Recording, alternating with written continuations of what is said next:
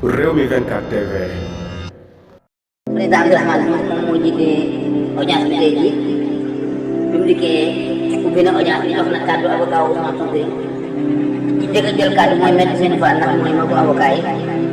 bi mu jëlee kàddu wax na moom nag dugg ci affaire droit lu bëri li mu gën a wax politique la fàttali Ousmane Sonko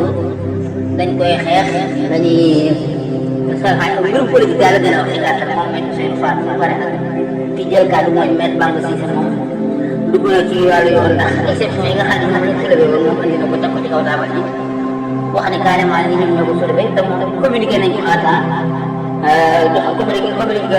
communiqué nañ ko avocat wu Mame Mbaye Niang le 25 octobre ak le procureur général yëpp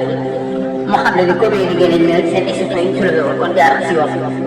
mu xam ne ni nag carrément juge bi ginnaaw bi ñu soulevé ñoom exception yi da jaar nañ ko ci yoon ci li mu waxee ko juge bi li mu war a vérifier mooy ndax seen pourvoi bi d'abord recevable maanaam yoon nangu na seen pourvoi bi dañoo war a bokk yoon nangu loolu la war a vérifier bu agee bu vérifier yooyu ba noppi du def dara dafa war a jël dafa war a surseoir c'est-à-dire bu ko defee mu yóbbu dossier bi devant le conseil constitutionnel ñu wax ci ndax exception yi moo tax loolu la yoon wax bu paree beneen avocat jël na kàddu maître defe naa maître secrétaire bi moom itam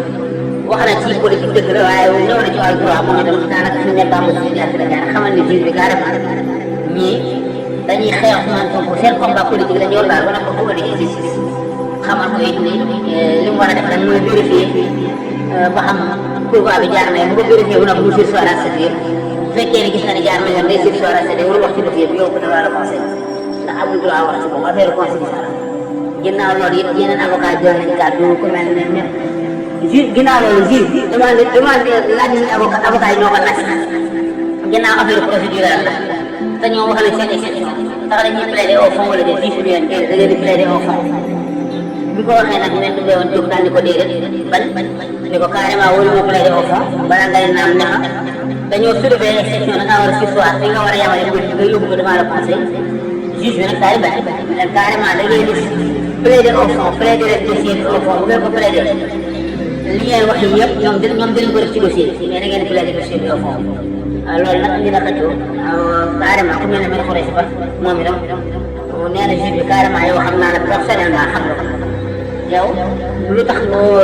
ngay nangu Macky Sall bi nga xam ne lii mooy dernier dossier ngir éliminer Sonko mu war a dem fii 1 mois mu bëgg la ko wala mu bëgg laa yóbbaale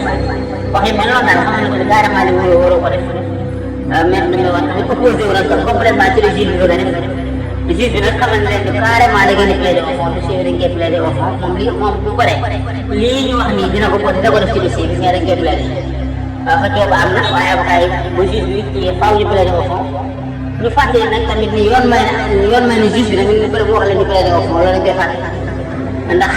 même bu dee exception yi da ko war a wax da ko war a kii bu ko neexee mu bàyyi leen ñu plaider ngeen ñëpp au fond ba noppi mu ñëw ci waaye jamono jii ñuy wax ak yow nag suspendre nañ audience bi pour 15 minutes juge yi ñu ngi ci biir